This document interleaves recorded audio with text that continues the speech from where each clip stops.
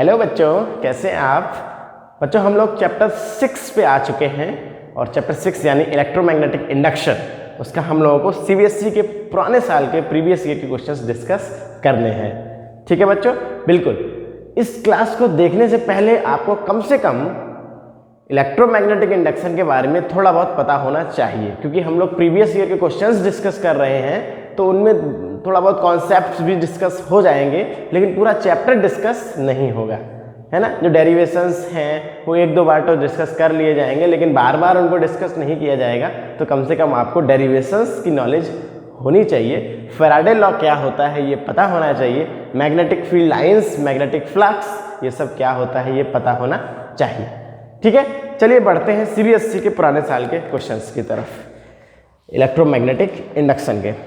तो 1 marks questions. पहला question, a long straight current carrying wire passes normally through the centre of loop. एक loop के centre से एक वायर पास हो रहा है इस प्रकार से, ठीक है। उस वायर में करंट होगा। If the current through the wire increases, अगर ये करंट जो आई है वो इंक्रीज करने लगे, increases, will there be an induced EMF in the loop? Justify your answer. क्या लूप में कोई इंड्यूस ईएमएफ होगा? क्या लूप में कोई इंडक्शन हो पाएगा? जस्टिफाई कीजिए। तो बच्चों इंडक्शन तब होता है, फैराडे ने यह बताया था, हालांकि मैं डिस्कस कर लेता हूं सारी चीजें, जब किसी भी लूप से फ्लक्स चेंज हो, मैग्नेटिक फ्लक्स चेंज हो, तो उसमें इंड्यूस्ड ईएमएफ आ जाता है, उसमें इंड्यूस्ड करंट आ जाता है। मैग्नेटिक फ्लक्स कैसे चेंज होता है? ये नंबर ऑफ फील्ड लाइंस है, मतलब फील्ड लाइंस इस लूप से क्रॉस हो रही हैं और ये चेंज हो तो हम बोलते हैं फ्लक्स चेंज हो रहा है, ठीक है। अब वो फ्लक्स कैसे भी चेंज हो सकता है। फ्लक्स 3 तरीके से चेंज होता है, ठीक है, क्योंकि मैग्नेटिक फ्लक्स क्या होता है? बी डॉट ए यानी B A cos theta. Magnetic field change कर दें, एरिया चेंज कर दें, थीटा चेंज कर दें, 3 तरीके से फ्लक्स चेंज हो सकता है। तो किसी भी तरीके से फ्लक्स चेंज हो रहा हो, फ्लक्स चेंज हो रहा हो, प्रिंसिपल बात हमारी ये है, मेन बात हमारी ये है। और अगर फ्लक्स चेंज हो रहा होगा तो ईएमएफ इंड्यूस होगा। बच्चों हमें पता है कि स्ट्रेट वायर का मैग्नेटिक फील्ड भी ऐसे सर्कुलर ही बनता है, मैग्नेटिक फील्ड लाइंस, ठीक है। कंसेंट्रिक सर्कल्स ऐसे ऊपर नीचे हम बना दें बहुत जगह पे, कंसेंट्रिक सर्कल्स ऐसे। और अगर करंट बढ़ेगा तो ये मैग्नेटिक फील्ड भी इंक्रीज करेगा, ऐसे करके इंक्रीज करेगा, उसकी वैल्यू बढ़ती जाएगी बढ़ती जाएगी बढ़ती जाएगी एट ए पॉइंट पी, किसी भी पॉइंट पे। लेकिन एक भी फील्ड लाइंस हमारे लूप को क्रॉस नहीं करेंगी, लूप के पैरेलल रहेंगी ऊपर नीचे, क्योंकि कंसेंट्रिक सर्कल्स हैं तो ये लूप के कैसे रहेंगे? पैरेलल रहेंगी। और जब तक लूप को कोई पेनिट्रेट नहीं करेगा, लूप को कोई क्रॉस नहीं करेगा, तब तक फ्लक्स ही नहीं बनेगा। तो जब बच्चों फ्लक्स ही नहीं बनना है तो इंड्यूस्ड ईएमएफ की बात ही नहीं आती, ठीक है। तो कम से कम फ्लक्स तो बनना चाहिए और फ्लक्स चेंज होना चाहिए। फ्लक्स बनने से हमें ज़्यादा मतलब नहीं है, फ्लक्स चेंज होना चाहिए। तो पहले तो फ्लक्स ही नहीं बना, चलिए, तो इसमें इंड्यूस्ड ईएमएफ नहीं होगा। Find the figure shows the current carrying solenoid moving towards the loop. एक लूप है जिसके पास करंट कैरिंग सोलेनॉइड इस प्रकार से है, मूव कर रही लूप की तरफ, और करंट जो है वो सोलेनॉइड में कुछ ऐसा है, ऐसे इधर से ऊपर गया, ऐसे घूमा, ऐसे, और ऐसे पीछे से घूम के ऐसे आगे निकल आया। तो इस डायग्राम में हमको ये पता होना चाहिए कि कौन सी ब्रांच पीछे है, कौन सी ब्रांच आगे है। ये 3 डायमेंशनल डायग्राम है, ठीक है, बिल्कुल। Find the direction of current induced in the loop. Current की डायरेक्शन बताइए जो लूप में इंड्यूस हो गई है। तो मैं पहले इस डायग्राम को क्लियरली बनाऊं इस प्रकार से, ठीक है, ऐसा, ऐसे घूमते हुए बाहर, ऐसे ऐसे घूमते हुए डॉटेड लाइन, बाहर ऐसे बोल्ट, पीछे से घूमा ऐसे बाहर बोल्ट, पीछे से घूमा ऐसे बाहर बोल्ट, ओके। इस प्रकार के सोलेनॉइड हैं, ऐसे करंट चल रहा है। तो इधर से देखने पर बच्चों करंट कैसा है? इधर से देखने पर करंट है एंटी क्लॉकवाइज, यानी ये नॉर्थ पोल की तरह बिहेव कर रहा होगा, यानी यहां से मैग्नेटिक फील्ड लाइंस ऐसे बाहर निकल रही होंगी, ठीक है। अब जरा देखिए, नॉर्थ पोल इस लूप की तरफ जा रहा है, तो इंड्यूस्ड करंट की आपको डायरेक्शन बतानी है। क्या इससे फ्लक्स चेंज होगा? बिल्कुल फ्लक्स चेंज होगा। तो क्या इंड्यूस्ड ईएमएफ बनेगा? बिल्कुल बनेगा। डायरेक्शन जो बताते हैं वो हम लेंज लॉ के द्वारा बताते हैं। कहां से बताते हैं? लेंज लॉ के द्वारा। लेंज लॉ क्या है कि जो इंड्यूस्ड ईएमएफ बनेगा जो इंड्यूस्ड करंट बनेगा इस लूप में, उसकी डायरेक्शन कुछ ऐसी होगी कि वो इसको अपोज करेगा। वो किसको अपोज करेगा? जिसने उसे पैदा किया है उसी को वो अपोज करेगा। ठीक है, तो ये जो लूप है उसमें करंट क्लॉकवाइज होगा या एंटी क्लॉकवाइज होगा as seen from this side. तो वो देखना पड़ेगा कि कौन सा पोल जा रहा है। नॉर्थ पोल जा रहा है इस लूप के पास, तो ये नॉर्थ पोल को भगाने की कोशिश करेगा क्योंकि ये उसको अपोज करेगा। नॉर्थ पोल पास में जा रहा है, नॉर्थ पोल को कैसे भगाएं? नॉर्थ पोल बना के। तो यहां पे करंट कैसा हो जाएगा? Anti clockwise. कैसा करंट हो जाएगा? Anti clockwise as seen from this side. Current is anti clockwise. Okay, anti clockwise means north pole. North pole को नॉर्थ पोल ही भगा सकता है। चलिए, तो ये काफी अच्छा सवाल था लेंज लॉ से। आज मेरे ख्याल से ज्यादातर क्वेश्चंस मुझको दिखाई दे रहे हैं लेंज लॉ से ही हैं। The electric current flowing in the wire in the direction B to A। The electric current flowing in the wire in the direction B to A decreasing, जो I है वो डिक्रीज कर रहा है, decreasing, कम हो रहा है धीरे धीरे। तो इसके आसपास जो मैग्नेटिक फील्ड होगा वो भी धीरे धीरे कम हो रहा होगा। Find out the direction of induced current in the metallic loop kept as shown in the figure. इस प्रकार से यहाँ पे एक लूप रखा हुआ है, इस लूप में इंड्यूस्ड करंट की डायरेक्शन बताइए। अच्छा, सबसे पहले तो ये देखिए क्या इस लूप में इंड्यूस्ड करंट होगा। तो करंट इस डायरेक्शन में है तो इस वायर का मैग्नेटिक फील्ड कैसा होगा? नीचे से निकलेगा ऊपर जाएगा, यानी यहाँ पे क्रॉस्ड मैग्नेटिक फील्ड होगा, और वो भी नॉन यूनिफॉर्म। वायर के आसपास जब मैग्नेटिक फील्ड होता है वो कैसा होता है? Non uniform. वायर से जैसे जैसे आप दूर जाओगे मैग्नेटिक फील्ड वैसा वैसा कम होता जाता है। ठीक है बच्चों, बिल्कुल। अब ध्यान देने वाली बात ये है कि करंट जो है वो डिक्रीज हो रहा है, तो ये मैग्नेटिक फील्ड जो ऐसे अंदर इसके घुस रहे होंगे वो भी डिक्रीज हो रहे होंगे।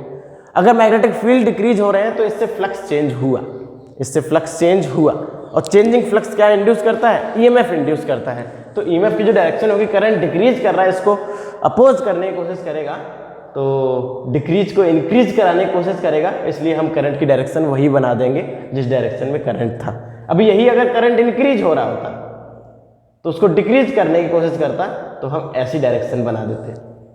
ठीक है, बिल्कुल। तो इस प्रकार के सवाल आप ध्यान से देख लीजिए, सीबीएसई बोर्ड में ऐसे सवाल बहुत बार रिपीट किए जाते हैं। ठीक है, अगर आपके पास प्रीवियस ईयर की कोई भी बुक होगी तो उसमें ऐसे क्वेश्चंस मिल जाएंगे, ढेरों क्वेश्चन मिल जाएंगे, बहुत सारे क्वेश्चंस आपको मिल जाएंगे। अगला क्वेश्चन देखिए,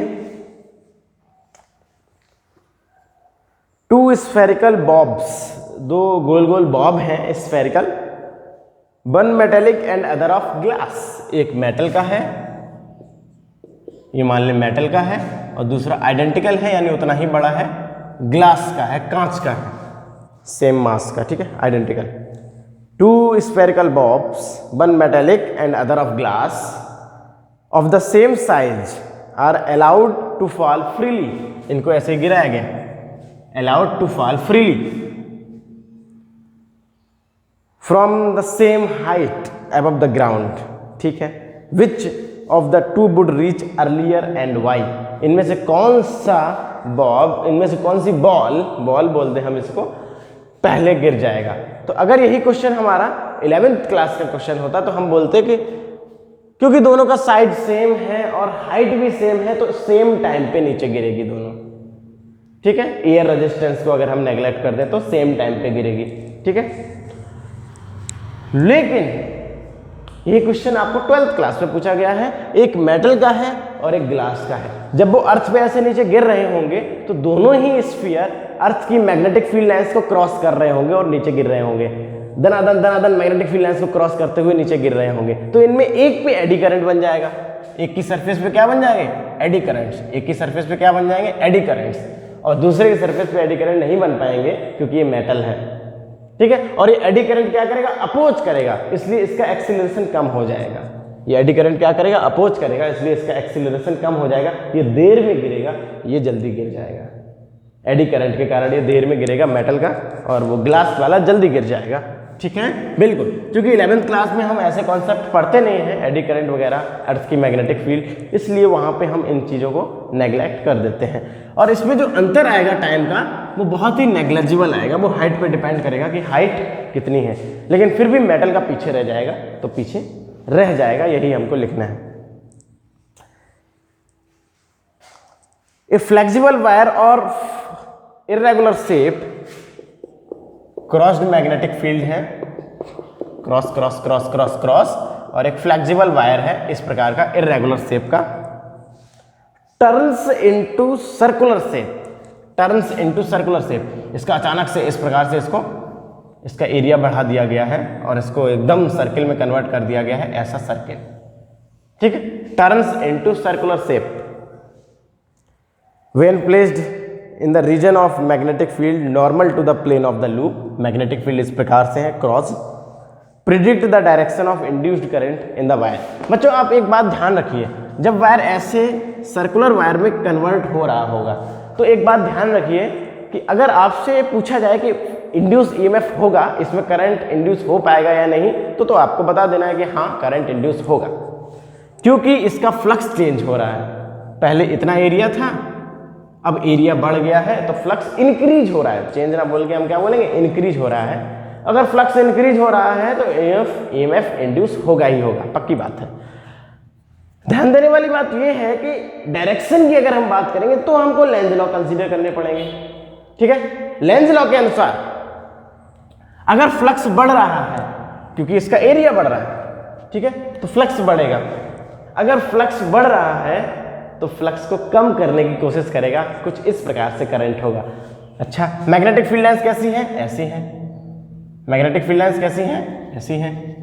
तो मैं डायरेक्शन बना दूं करंट की, मैग्नेटिक फील्ड लाइंस कैसी हैं, ऐसी हैं। तो करंट की डायरेक्शन क्या होगी, इसके अपोजिट में। जो मैग्नेटिक फील्ड लाइंस है उसके अपोजिट में मैग्नेटिक फील्ड बनेगा इसका, यानी इस डायरेक्शन में बनेगा, ठीक है। ऐसे अंदर जा रहा है मैग्नेटिक फील्ड, तो इस लूप में जो मैग्नेटिक फील्ड बनेगा वो इसको अपोज करेगा, क्योंकि ये बढ़ रहा है फ्लक्स, ठीक है, तो इसको अपोज करेगा यानी इस डायरेक्शन में, तो करंट इस डायरेक्शन में होगा, ऐसे, ठीक है, इस प्रकार से। ऐसा करंट ऐसा मैग्नेटिक फील्ड प्रोड्यूस करेगा, इस डायरेक्शन में मैग्नेटिक फील्ड प्रोड्यूस करेगा, जो कि उसको क्या करेगा, अपोज करेगा। हम बड़े आसानी से इसको बता सकते हैं। फ्लक्स बढ़ रहा था इसलिए उसने उसको अपोज किया। और यहीं पे अगर क्वेश्चन ऐसा होता कि एक सर्कुलर वायर है, एक सर्कुलर वायर को कम कर रहे हैं, उसको ऐसा कर रहे हैं, तो उसका एरिया कम कर रहे होते हैं हम, ठीक है, दबा रहे हैं, इस प्रकार से उसको दबा दिया, उसका एरिया कम कर दिया, तो फ्लक्स डिक्रीज हो रहा है। जो मैग्नेटिक फील्ड लाइंस इस प्रकार से जा रही थी, पहले पूरे एरिया से कनेक्टेड थी, अब केवल इतने ही एरिया से कनेक्टेड है, तो फ्लक्स डिक्रीज हुआ। तो फ्लक्स डिक्रीज हुआ तो करंट कुछ ऐसा बनेगा कि फ्लक्स को इंक्रीज करने की कोशिश करेगा, यानी इसी डायरेक्शन में मैग्नेटिक फील्ड होगा, इसी डायरेक्शन में मैग्नेटिक फील्ड होगा, यानी करंट की डायरेक्शन ये होगी। तो करंट की डायरेक्शन क्या होगी, ये, इसी डायरेक्शन में मैग्नेटिक फील्ड यानी करंट की डायरेक्शन ये होगी, ठीक है। इसका मतलब क्लॉकवाइज, ओके, बिल्कुल। तो इस प्रकार से भी आप लोग इसको सॉल्व कर सकते हैं बड़े आराम से, लेंज लॉ, ठीक है। इसकी प्रैक्टिस जरूर करनी है। तो आज ऑलमोस्ट बहुत सारे सवाल हम सारे के सारे लेंज लॉ के ही सवाल देख लेते हैं। In the given figure A bar magnet is quickly move towards the conducting loop. एक बार मैग्नेट है जिसमें इधर नॉर्थ पोल लिखा हुआ है, जो कि ऐसे जा रही है एक लूप के पास। लूप में हमको हमेशा 3 डायमेंशनल डायग्राम बनाना होगा इस प्रकार से, ये पीछे वाली साइड है, ठीक है, बिल्कुल। Predict the polarity of the plates A and B of the capacitor. Plate A, plate B, कौन सी प्लेट पॉजिटिव होगी, कौन सी प्लेट निगेटिव होगी, ये डिपेंड करेगा करंट की डायरेक्शन क्या है, ठीक है। नॉर्थ पोल अगर जाएगा तो ये जो लूप है इससे बहुत सारा फ्लक्स चेंज हो रहा होगा, ईएमएफ इंड्यूस होगा। किस डायरेक्शन में होगा, तो नॉर्थ पोल जा रहा है तो नॉर्थ पोल को भगाने की कोशिश करेगा, नॉर्थ पोल ही बनाएगा, यानी एंटी क्लॉकवाइज करंट इस प्रकार से बाहर निकलेगा, ऐसे पीछे से घूमते हुए, ऐसा एंटी क्लॉकवाइज करंट। और अगर एंटी क्लॉकवाइज करंट है तो ए पॉजिटिव बी निगेटिव, क्योंकि यहां से करंट निकल रहा है और यहां पे करंट घुस रहा है, A positive and B negative. Okay बच्चों, बिल्कुल। तो ये सवाल बहुत ज़्यादा फेमस क्वेश्चन है, क्योंकि ऐसा एक क्वेश्चन एनसीईआरटी में भी है, बोर्ड ऐसे क्वेश्चन को बहुत ज़्यादा पूछता है। लेंज लॉ के आप देख रहे हैं, आप जितने भी क्वेश्चन आज हमने डिस्कस किए हैं शुरुआत से, वो सारे के सारे लेंज लॉ के ही क्वेश्चंस हैं, ठीक है।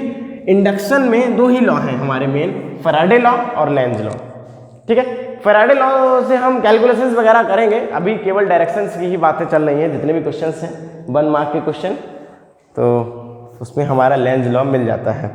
स्टेट लेंज लॉ, करंट की कुछ ऐसी ईएमएफ की कुछ इस डायरेक्शन में ईएमएफ इंड्यूस होगा कि वो अपने कॉज को ही अपोज करेगा, ठीक है, जिसने उसे पैदा किया है। जब भी मैग्नेटिक फ्लक्स चेंज होता है किसी लूप से, करंट कैरिंग लूप नहीं होना चाहिए, ऐसा ही नॉर्मल लूप होना चाहिए, किसी भी शेप का होना चाहिए, कोई दिक्कत नहीं है, ठीक है। बिल्कुल लूप का मतलब आपको समझ में आना चाहिए, सर्कुलर लूप की जरूरत नहीं है। अगर इससे मैग्नेटिक फ्लक्स चेंज हो रहा है, ठीक है, मान लीजिए धीरे धीरे मैग्नेटिक फील्ड इंक्रीज कर रहा है, ऐसे नॉर्थ पोल है और ये नॉर्थ पोल पास में जा रहा है, तो इसमें एक इंड्यूस्ड ईएमएफ बन जाएगा, जिसके कारण इसमें इंड्यूस्ड करंट बनेगा।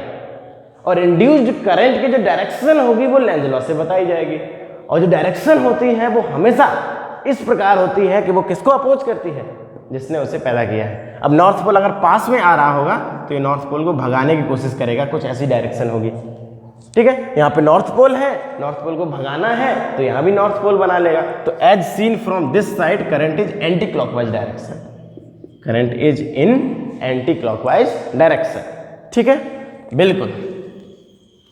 तो बड़े आराम से आप इंडक्शन के सारे क्वेश्चंस सॉल्व कर सकते हैं। बस डेली डेली सॉल्व कीजिए, जितना आपको सॉल्व कराया जाए उतने सारे के सारे क्वेश्चंस। स्टेट लेंज लॉ, चलिए स्टेटमेंट आपको देना है। ए मेटेलिक रॉड हेल्ड हॉरिजॉन्टली, एक मेटेलिक रॉड है जिसको कि हॉरिजॉन्टली ऐसे पकड़ा हुआ है, ठीक है, along east west direction is allowed to fall freely, east west direction में पकड़ा हुआ है, उसको ऐसे नीचे गिरा रहे हैं। Will there be an EMF induced at its end, क्या ईएमएफ इंड्यूस होगा? Justify your answer. Rod east west direction में है, ठीक है, ध्यान से देखिए, ये हमारी अर्थ है और अर्थ के जो मैग्नेटिक फील्ड लाइंस होते हैं वो ईस्ट डायरेक्शन, ये डायरेक्शन है तो डी लिख दूं, west direction, north direction and south direction, ये तो अर्थ की डायरेक्शंस हो गई। लेकिन अर्थ का जो पोल होता है मैग्नेट का, यहाँ पे साउथ पोल होता है, SP and north pole, okay, उल्टा डायरेक्शन से उल्टा। तो मैग्नेटिक फील्ड लाइन इधर से निकलती हैं और ऐसे घूमते हुए ऊपर जाती हैं, क्योंकि नॉर्थ पोल नीचे। चलिए इस प्रकार से, तो अगर हम अर्थ के ऊपर बनाएंगे मैग्नेटिक फील्ड तो कुछ ऐसा बनेगा, ऐसा 3 डायमेंशनल डायग्राम, ठीक है, बिल्कुल इस प्रकार से अर्थ का मैग्नेटिक फील्ड बनेगा, बढ़िया से एकदम देखने में लगता है। ईस्ट वेस्ट डायरेक्शन से आपने एक रॉड को पकड़ा और ऐसे गिरा दिया, क्या ये अर्थ की मैग्नेटिक फील्ड लाइंस को क्रॉस करेगा, मींस कट करते हुए नीचे गिरेगा? जो रॉड है आपकी, मान लीजिए ये रॉड है, और जब वो रॉड ऐसे नीचे गिर रही होगी, क्या वो किसी भी मैग्नेटिक फील्ड को कट करेगी, मैग्नेटिक फील्ड लाइंस को? बिल्कुल, ये हमारी मैग्नेटिक फील्ड लाइंस जो है उनको कट कर रही है, ठीक है, बिल्कुल। उनके कौन से कंपोनेंट को कट कर रही है, इसकी बात कर लेते हैं थोड़ा। ये तो इस डायग्राम से पता चल गया कि कट कर रही है, कौन से कंपोनेंट को कट कर रही है वो इस डायग्राम से पता नहीं चलेगा, क्योंकि 3 डायमेंशनल डायग्राम है और ये 2D प्लेन पे बनाया गया है, ओके। तो कौन से प्लेन को कट कर रही है उसको ध्यान से, कौन सी लाइन को कट कर रही है, कौन से कंपोनेंट को कट कर रही है। तो ये जो रॉड ऐसे गिरेगी, अगर मैग्नेटिक फील्ड लाइंस ऐसी हैं इस प्रकार से, तो उसका एक कंपोनेंट तो हॉरिजॉन्टल कंपोनेंट होगा और एक कंपोनेंट वर्टिकल कंपोनेंट होगा। तो वर्टिकल कंपोनेंट को स्वीप करते हुए नीचे गिर रही है ये रॉड, जबकि हॉरिजॉन्टल कंपोनेंट को ऐसे कट करेगी। तो ये अर्थ की मैग्नेटिक फील्ड के हॉरिजॉन्टल कंपोनेंट को कट कर रही है, कौन? रॉड। अगर कोई भी रॉड किसी भी मैग्नेटिक फील्ड लाइंस को कट करती है तो उस पर ईएमएफ इंड्यूस होता है, BLB, कौन सा? Motional EMF, BLB। तो अगर मैं फॉर्मूला लिखना चाहूं, वैसे तो बताना नहीं है, BLV, V is the velocity of the rod, motional EMF, L is the length of rod, और B जो है वो वाला मैग्नेटिक फील्ड जिसको उसने कट किया है। तो जब रॉड ऐसे गिरती है तब वो वर्टिकल कंपोनेंट को स्वीप करती है, उसके कारण उसका कोई भी इंड्यूस ईएमएफ नहीं होगा, ठीक है। हॉरिजॉन्टल कंपोनेंट को कट करती है तो उसी के कारण इंड्यूस ईएमएफ होगा। तो हॉरिजॉन्टल कंपोनेंट आपको यहाँ पे लेना है, ठीक है, बिल्कुल। तो ये तो लिखने की जरूरत नहीं थी, हमको केवल हाँ या ना बोलना था। तो हमको बताना है कि हाँ, अगर रॉड हमारी ईस्ट वेस्ट डायरेक्शन में पकड़ी हुई है और उसको छोड़ दिया तो उसके एंड्स पर इंड्यूस ईएमएफ आपको मिल जाएगा, उसके एंड्स पर टर्मिनल्स आपको मिल जाएंगे। जब तक वो मोशन करेगी तब तक, ठीक है, बिल्कुल। अगला question, on what factors does the magnitude of EMF induced in the circuit due to magnetic flux depend. EMF induce यानी इंड्यूस्ड ईएमएफ का जो मैग्नीट्यूड होता है वो किन किन चीजों पर डिपेंड करता है? तो मैग्नीट्यूड की बात तो फैराडे ने बताई थी, d phi upon d t, magnetic flux upon d t. तो जो इंड्यूस्ड ईएमएफ का जो मैग्नीट्यूड है वो दो चीजों पे डिपेंड करेगा, कितना फ्लक्स चेंज हुआ और कितने टाइम में, कितना फ्लक्स चेंज हुआ और कितने टाइम में, ठीक है। अगर बहुत सारा फ्लक्स चेंज हो गया है बहुत कम टाइम में तो ईएमएफ बहुत ज्यादा बनेगा, ठीक है, बिल्कुल। तो कितना फ्लक्स चेंज हुआ और कितने टाइम में, इन दोनों चीजों पे ये डिपेंड करता है कौन, इंड्यूस्ड ईएमएफ का मैग्नीट्यूड, ठीक है। डायरेक्शन की अगर आप बात करोगे तो वो लेंज लॉ से पता चल जाती है। चलिए अगला क्वेश्चन देखिए, state the Faraday's law of electromagnetic induction. Faraday के दो लॉ हैं, फैराडेज फर्स्ट लॉ में केवल आपको स्टेटमेंट देना है, whenever the magnetic flux linked through a coil changes it induces EMF and hence current, ठीक है। और दूसरे लॉ में उसी का मैथमेटिकल रिजल्ट लिख देना है कि जो मैग्नीट्यूड ऑफ इंड्यूस्ड ईएमएफ होगा वो क्या होगा, d phi upon d t, rate of change of magnetic flux. Magnitude of EMF जो होगा वो क्या होगा, rate of change of magnetic flux, ठीक है। ये फैराडे का फर्स्ट लॉ और सेकेंड लॉ है, ओके। अगर आपसे पूछा जाता है, प्रॉब्लम ये होती है कि हम बच्चों को ज़्यादातर बातें पता रहती हैं, बस ये दिक्कत होती है कि लिखना क्या है ये नहीं पता है। चैप्टर में क्या क्या है वो सब कुछ पता है, मोशनल ईएमएफ भी पता है, कॉइल रोटेट कर रही है तो उसमें ईएमएफ कितना बनेगा वो भी पता है, ठीक है, फ्लक्स क्या होता है, एरिया वेक्टर क्या होता है, सब कुछ पता है, बस लिखना कैसे है वो पता ही नहीं है, कौन सी बात लिखनी है कौन सी बात छोड़नी है ये पता ही नहीं है। अगर आपसे लॉ फैराडे लॉ पूछा जाए तो आप फैराडे फर्स्ट लॉ और सेकेंड लॉ ही बताएंगे, ठीक है, स्टेटमेंट लिखेंगे और दूसरे में उसका मैथमेटिकल फॉर्मूला लिखेंगे। अगर आपसे इलेक्ट्रोमैग्नेटिक इंडक्शन के लॉ पूछे जाए, लॉ ऑफ ईएमआई, तो आप 3 लॉ लिखेंगे, एक तो फैराडे के लॉ 2 और तीसरा लॉ जो होगा वो लेंज लॉ। तीसरा लॉ जो होगा वो क्या होगा, लेंज लॉ, जिसमें आप इंड्यूस्ड ईएमएफ की डायरेक्शन के बारे में बताएंगे, कहेंगे कि ईएमएफ जो इंड्यूस होता है वो हमेशा अपोज करता है अपने कॉज को, जिसने उसे पैदा किया है उसको अपोज करता है। चलिए, ईएमएफ इंड्यूस हो रहा है और इंड्यूस्ड ईएमएफ की डायरेक्शन बताइए। ये सब सारे के सारे क्वेश्चन सीबीएसई बोर्ड में पूछे जा चुके हैं, ठीक है। ऐसा एक लूप है और वो अंदर आ रहा है, ये सारे के सारे क्वेश्चन सीबीएसई बोर्ड में पूछे जा चुके हैं, PQRS इस प्रकार से। देखिए, अगर ये लूप अंदर आ रहा है, एंट्री ले रहा है, तो फ्लक्स बढ़ेगा या घटेगा, फ्लक्स बढ़ेगा, ठीक है। ये मैग्नेटिक फील्ड के अंदर घुस रहा है तो फ्लक्स बढ़ेगा। किस डायरेक्शन में मैग्नेटिक फील्ड लाइंस है, इस डायरेक्शन में मैग्नेटिक फील्ड लाइंस है। अगर फ्लक्स बढ़ रहा है तो लेंज लॉ के अनुसार फ्लक्स को कम करने की कोशिश करो, करंट की कुछ ऐसी डायरेक्शन होगी कि वो फ्लक्स को कम करने की कोशिश करेगा। फ्लक्स इस डायरेक्शन में बढ़ रहा है तो कम करने की कोशिश करेगा, तो अपोजिट डायरेक्शन में वो मैग्नेटिक फील्ड को प्रोड्यूस करने की कोशिश करेगा, ठीक है, इस डायरेक्शन में।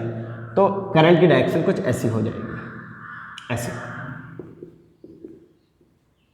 ठीक है, क्योंकि मैग्नेटिक फील्ड इस डायरेक्शन में थे और फ्लक्स बढ़ रहा है तो घटाने की कोशिश करेगा, अपोजिट डायरेक्शन में मैग्नेटिक फील्ड प्रोड्यूस करेगा, ये लूप इस डायरेक्शन में करंट बनेगा, ओके।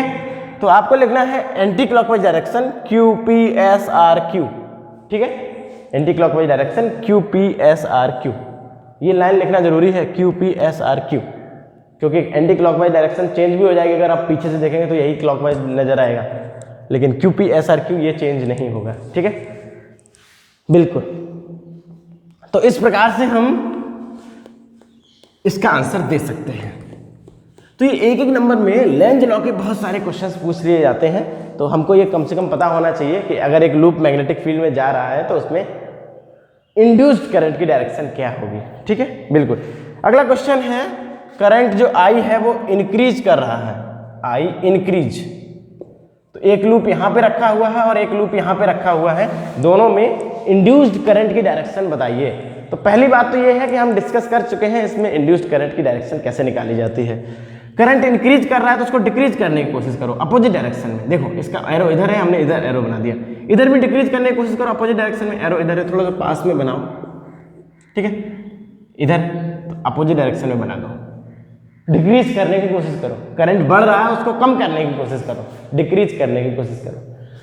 ओके, तो इस लूप में हम बोलेंगे ऊपर वाले लूप में जो बना है वो एंटी क्लॉकवाइज बना है करंट, और नीचे वाले लूप में जो करंट बना है वो क्लॉकवाइज डायरेक्शन में आया है, ठीक है, बिल्कुल। तो इस तरीके के आपके लेंज लॉ के क्वेश्चंस बनते हैं, हमेशा अपोज करने की कोशिश करेगा, करंट बढ़ रहा है तो घटाने की कोशिश करेगा, घट रहा है तो बढ़ाने की कोशिश करेगा, नॉर्थ पोल जा रहा है तो नॉर्थ पोल को भगाने की कोशिश करेगा, ठीक है। मैग्नेटिक फील्ड में अगर कोई लूप अंदर जा रहा है तो फ्लक्स बढ़ रहा होगा तो फ्लक्स को कम करने की कोशिश करेगा। लेंज लॉ के क्वेश्चंस हैं ये, ओके, बिल्कुल। A bar magnet moved in the direction indicated as shown in the figure, एक लूप है यहां पे सोलेनॉइड और इधर भी एक सोलेनॉइड है, दोनों गैल्वेनोमीटर में डिफ्लेक्शन दिख रहा है, दोनों में करंट है, नॉर्थ पोल साउथ पोल और ये मैग्नेट की डायरेक्शन। ओके, तो आपको बताना predict the direction of induced current in each coil, दोनों कॉइल में आपको इंड्यूस्ड करंट की डायरेक्शन को बताना है। ध्यान से देखिए, इस वाली कॉइल से नॉर्थ पोल जा रहा है, अगर नॉर्थ पोल जा रहा है तो नॉर्थ पोल को बुलाने की कोशिश करेगी कॉइल, ये जो सोलेनॉइड है वो नॉर्थ पोल को बुलाने की कोशिश करेगी, और नॉर्थ पोल को कौन बुला सकता है? South pole. तो इधर से देखने पर क्लॉकवाइज करंट, साउथ पोल का मतलब क्लॉकवाइज करंट, इधर से देखने पर क्लॉकवाइज करंट, तो यहाँ पे साउथ पोल जैसा कुछ बनेगा जो कि नॉर्थ पोल को बुलाने की कोशिश करेगा, बुला पाता नहीं बुला पाता ये बात की बात है, ठीक है। इधर देखिए साउथ पोल जा रहा है, कौन जा रहा है? साउथ पोल जा रहा है इसकी तरफ, अगर साउथ पोल जा रहा है इसकी तरफ तो इसको भगाने की कोशिश करेगा, साउथ पोल को कौन भगा सकता है? साउथ पोल भगा सकता है, तो इधर भी क्लॉकवाइज डायरेक्शन में current, as seen from this side current is clockwise direction, क्योंकि साउथ पोल ही साउथ पोल को भगा सकता है, साउथ पोल ही नॉर्थ पोल को बुला सकता है। तो इस तरीके से हम बड़े आराम से दोनों सोलेनॉइड में करंट की डायरेक्शंस को बता सकते हैं। Clockwise as seen from magnet side, clockwise as seen from magnet side, कहाँ से देख रहे हो ये भी बताना जरूरी है, क्योंकि जो करंट इधर से क्लॉकवाइज है वो करंट इधर से एंटी क्लॉकवाइज लगेगा, ठीक है, इसलिए ये बताना जरूरी है कि कहाँ से देख रहे हैं, ठीक है, बिल्कुल। चलिए बच्चों, वेरी गुड। तो ये लेंज लॉ है, अपोज करेगा, नॉर्थ जा रहा था तो नॉर्थ को बुलाने की कोशिश किया, साउथ पोल बना लिया, साउथ जा रहा था उसके पास तो साउथ को भगाने की कोशिश किया तो भी साउथ पोल बना लिया। तो एक कॉइल में क्लॉकवाइज और दूसरी कॉइल में भी clockwise as seen from magnet side, ठीक है, वेरी गुड। 1 मार्क्स का लास्ट सवाल, इलेक्ट्रोमैग्नेटिक इंडक्शन। एक लूप है ऐसा बना हुआ है, इधर लिखा है ABC, ये अंदर जा रहा है, ठीक है, और एक लूप कुछ ऐसा रेक्टेंगल टाइप का बना है जो कि बाहर जा रहा है। चलिए, इधर बना है DEFG। चलिए, तो ध्यान से देखिए, एक लूप अंदर जा रहा है तो पहले इसके ऊपर फोकस करते हैं, उसको मत देखिए, ठीक है। जब ये अंदर जाएगा तो मैग्नेटिक फ्लक्स बढ़ेगा या घटेगा? बढ़ेगा। तो क्या करने की कोशिश करेगा? फ्लक्स को कम करने की कोशिश करेगा अकॉर्डिंग टू लेंज लॉ, ठीक है। करंट तो इंड्यूस होगा ही होगा, ये बात तो क्लियर है। किस डायरेक्शन में होगा? आपसे डायरेक्शन पूछी जा रही है सारे के सारे सवालों में। तो फ्लक्स बढ़ रहा है तो फ्लक्स को कम करने की कोशिश करेगा। किस डायरेक्शन में बढ़ रहा है? इस डायरेक्शन में बढ़ रहा है, तो इस डायरेक्शन में बढ़ रहा है फ्लक्स, तो कम करने की कोशिश करेगा, तो इसका जो मैग्नेटिक फील्ड बनेगा वो इस डायरेक्शन में बनेगा। कम करने की कोशिश करेगा तो अपोजिट डायरेक्शन में बनाएगा। बढ़ रहा है फ्लक्स तो कम करने की कोशिश करेगा अपोजिट डायरेक्शन, तो करंट की डायरेक्शन ये हो जाएगी, ठीक है।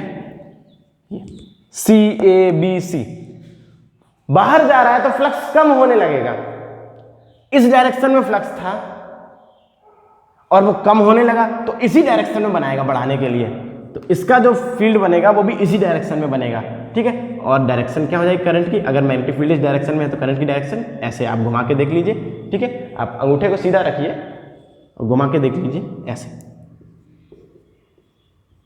तो इसमें आया है एंटी क्लॉकवाइज और इसमें आया है क्लॉकवाइज, ठीक है, बिल्कुल। तो आप बड़े आराम से क्लॉकवाइज एंटी क्लॉकवाइज ना लिखिए, लिखिए CABC DGFED, ठीक है, बिल्कुल। तो इस तरीके से आप इनके आंसर्स दे सकते हैं, इनके जवाब दे सकते हैं बड़े आराम से। ये सारे के सारे आसान सवाल होते हैं, एक एक नंबर के क्वेश्चंस होते हैं, तो ये बहुत आसान होते हैं। अगला क्वेश्चन बच्चों, predict the polarity of capacitor in the situation. बच्चों हम लोग इसको डिस्कस कर चुके हैं, अगर आपको पता हो तो। यहां पे कैपेसिटर लगा हुआ है ए बी, नॉर्थ पोल पास में जा रहा है, तो नॉर्थ पोल को भगाने की कोशिश करेगा। ये लूप में कुछ ऐसा करंट बनेगा कि वो नॉर्थ पोल को भगाने की कोशिश करेगा, यानी नॉर्थ पोल अगर पास में जा रहा है तो यहां भी नॉर्थ पोल बनेगा, तभी वो भगा पाएगा, यानी एंटी क्लॉकवाइज करंट। कैसा? Anti clockwise current. और अगर एंटी क्लॉकवाइज करंट होगा तो ए पॉजिटिव और बी नेगेटिव, क्योंकि ए वाली प्लेट से करंट निकल रहा है और बी वाली प्लेट के अंदर करंट जा रहा है। ठीक है, बिल्कुल। तो इस तरीके से हम इसको पहले भी डिस्कस कर चुके हैं। ओके, अगला क्वेश्चन, सारे के सारे लेंज लॉ के क्वेश्चंस हैं, सब लेंज लॉ के क्वेश्चंस हैं। अगला क्वेश्चन देखिए बच्चों, बढ़िया क्वेश्चन आ गया। 2 नंबर के क्वेश्चन चल रहे हैं और एक अच्छा question. A metallic rod of length L is rotated with angular frequency omega. एक मेटल की रॉड है जिसकी लेंथ L है, जिसको कि ओमेगा के साथ रोटेट कर रहे हैं, ओमेगा के साथ। ठीक है, तो अगर आप पहचानने की कोशिश करेंगे तो ये वही क्वेश्चन है जो एनसीईआरटी में दिया गया है। तो एनसीईआरटी के बहुत सारे क्वेश्चंस डायरेक्ट पूछे जाते हैं बोर्ड में, इसलिए आप एनसीईआरटी को हल्के में ना लें। A metallic rod of length L is rotated with angular frequency omega with one end is hinged at the center and the other at the circumference of the metallic ring। ठीक है, बिल्कुल। चलिए, magnetic field है इस प्रकार से, चलिए बढ़िया है। Deduce the expression for the EMF between the centre and the metal ring. चलिए मैं समझा देता हूँ क्वेश्चन क्या है, क्योंकि क्वेश्चन काफी बड़ा लिखा हुआ है, 8-10 लाइनों में है। कि एक मेटल की रॉड है L लेंथ की, जिसका एक एंड को फिक्स कर दिया गया है और दूसरे एंड को ऐसे करके एक सर्कुलर रिंग है जिसके ऊपर घुमाया जा रहा है ओमेगा से। ठीक है, और यहां पे मैग्नेटिक फील्ड कुछ इस प्रकार से है, इस रीजन में मैग्नेटिक फील्ड कुछ इस प्रकार से, constant magnetic field, constant magnetic field B, constant magnetic field B. तो आपको बताना है कि ईएमएफ कितना इंड्यूस हो जाएगा इन एंड्स पे, इस एंड पे और इस एंड के अक्रॉस कितना ईएमएफ इंड्यूस हो जाएगा। ऐसे ही पूछ सकते हैं सेंटर और सर्कुलर रिंग जो है उसके बीच में कितना ईएमएफ इंड्यूस हो जाएगा। ठीक है, तो सबसे पहली बात तो हमको ये पहचानना है कि ये क्वेश्चन मोशनल ईएमएफ का है, क्योंकि मोशन के कारण ईएमएफ बन रहा है, तो ये क्वेश्चन किसका है? मोशनल ईएमएफ का है। और मोशनल ईएमएफ का जो फॉर्मूला होता है वो BLV, मैग्नेटिक फील्ड जिसको ये कट कर रहा है। ठीक है, ये रॉड पूरा का पूरा मैग्नेटिक फील्ड लाइंस ऐसी हैं अंदर की तरफ, ऐसी मैग्नेटिक फील्ड लाइंस है अंदर की तरफ जाती हुई, और उसको ये ऐसे करके काट रहा है, बहुत अच्छी बात है। मैग्नेटिक फील्ड लाइन B है, L लेंथ है और V वेलोसिटी है। इस रॉड की वेलोसिटी हमको नहीं पता है, कौन सी कंसीडर करें, क्योंकि रॉड का ये वाला एंड तो रेस्ट पे है, ये वाले एंड की वेलोसिटी कुछ और होगी, ये वाले एंड की वेलोसिटी थोड़ी ज़्यादा होगी, ये वाले एंड की वेलोसिटी और ज़्यादा होगी, ये वाले एंड की वेलोसिटी और ज़्यादा होगी। जैसे जैसे आप सेंटर से आगे बढ़ते जाओगे वेलोसिटी बढ़ती जाएगी, तो कौन सी वेलोसिटी यहाँ पे रखें? मोशनल ईएमएफ का तो फॉर्मूला हमको दे दिया गया है BLV, हम लोगों ने इसको डेराइव किया होगा। ठीक है, अभी डेरिवेशन आएगा, आगे जरूर आएगा, पक्की बात है, तो हम इसको डेराइव भी करेंगे। ठीक है, बिल्कुल। तो BLV में हम वेलोसिटी कौन सी रखें, इस बात का निर्णय हमको लेना है, क्योंकि सेंटर से जैसे जैसे हम दूर जाएंगे वेलोसिटी बढ़ेगी। B बराबर आपने पढ़ा होगा R ओमेगा। ठीक है, जैसे जैसे आप सेंटर से दूर जाएंगे रेडियस बढ़ती जाएगी उस पार्टिकल की, जो भी आपका पार्टिकल है। मान लीजिए आप यहाँ का एक पार्टिकल कंसीडर करते हैं, उसकी वेलोसिटी V होगी, अलग होगी। यहाँ का एक पार्टिकल कंसीडर करेंगे, उसकी वेलोसिटी जो V होगी वो अलग होगी, क्योंकि उसकी रेडियस ज़्यादा है। ठीक है, बिल्कुल। तो हम क्या करेंगे, वेलोसिटी को डिसाइड नहीं कर पाएंगे कि कौन सी वेलोसिटी लें रॉड की, तो हम क्या करेंगे, एक एलिमेंट मानेंगे रॉड पे ही। रॉड बना लें, फिर से एक एलिमेंट मानेंगे dx लेंथ का, कितनी दूरी पे, सेंटर से x दूरी पर dx ले लिया। ठीक है, सेंटर से x दूरी पर dx एक एलिमेंट ले लिया जिसकी वेलोसिटी v है, जिसकी वेलोसिटी कितनी है, v। तो इस dx लेंथ का जो एलिमेंट है, इसके अक्रॉस कितना ईएमएफ इंड्यूस होगा, इसके इधर और इसके जस्ट इधर कितना ईएमएफ इंड्यूस हो जाएगा, वो DE होगा और वो होगा BLV।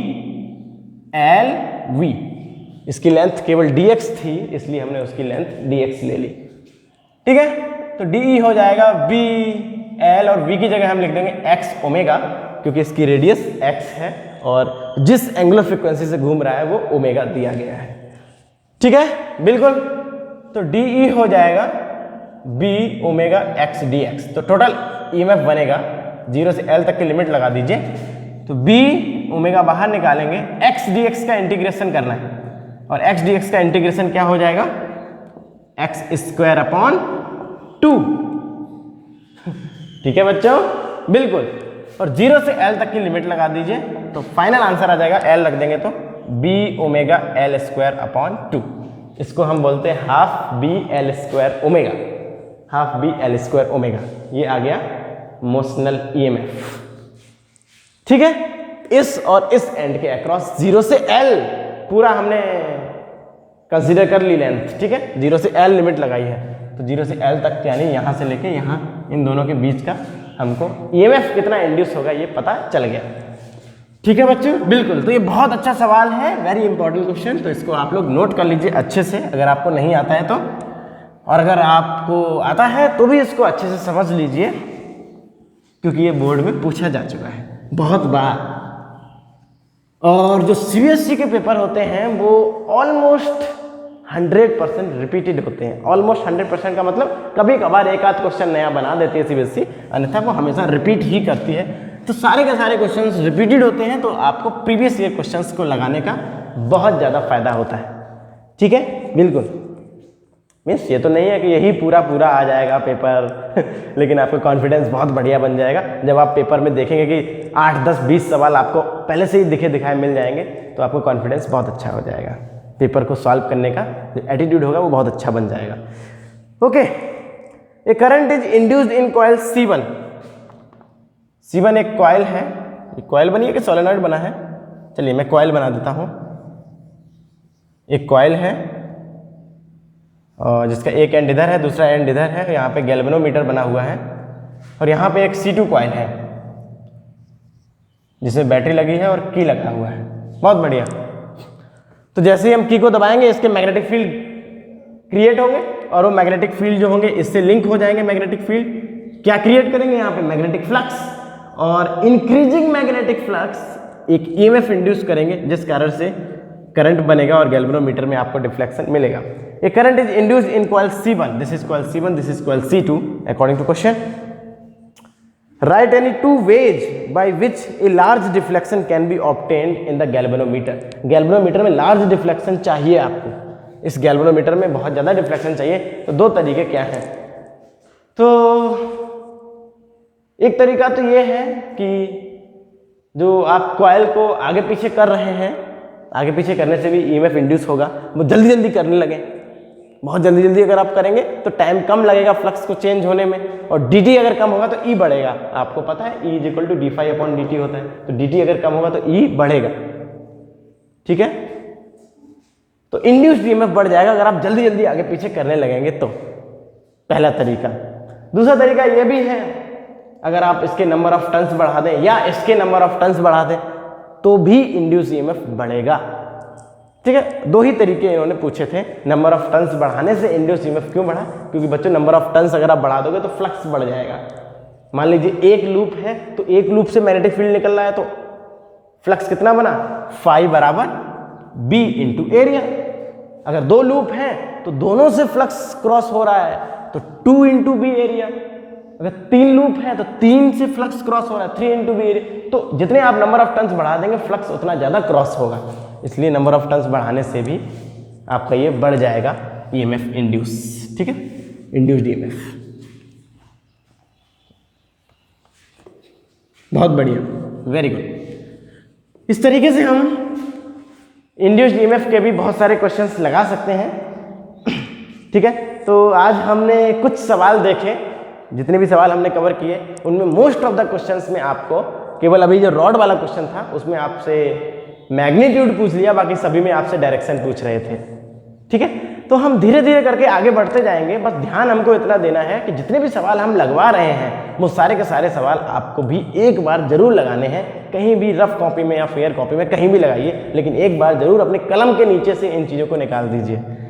जब आप ऐसा करेंगे तो आपकी प्रैक्टिस हो जाएगी। फिर जब पहली बार अगर आप बोर्ड में उस सवाल को देखेंगे तो स्ट्रेस आ जाता है, कॉन्फिडेंस अचानक से कम हो जाता है। अगर आपको दिखा दिखाया सवाल मिलेगा तो एक अच्छा सा कॉन्फिडेंस रहेगा आपके अंदर, ठीक है। तो प्रीवियस ईयर क्वेश्चन लगाने का यही फायदा होता है। तो ढंग से उनको लगाइए और अच्छे से उन सारे क्वेश्चंस को सीखते जाइए, कैसे हम लेंज लॉ को अप्लाई करते हैं विभिन्न परिस्थितियों में, ठीक है। बहुत सारी परिस्थितियां देखी होंगी आपने आज के लेक्चर में, ठीक है, क्योंकि आप वीडियो से देख रहे हैं तो आप रिपीट करके पुराने दोबारा से आप उसको देख सकते हैं, तो बताने की जरूरत नहीं है कि हमने क्या क्या देखा आज।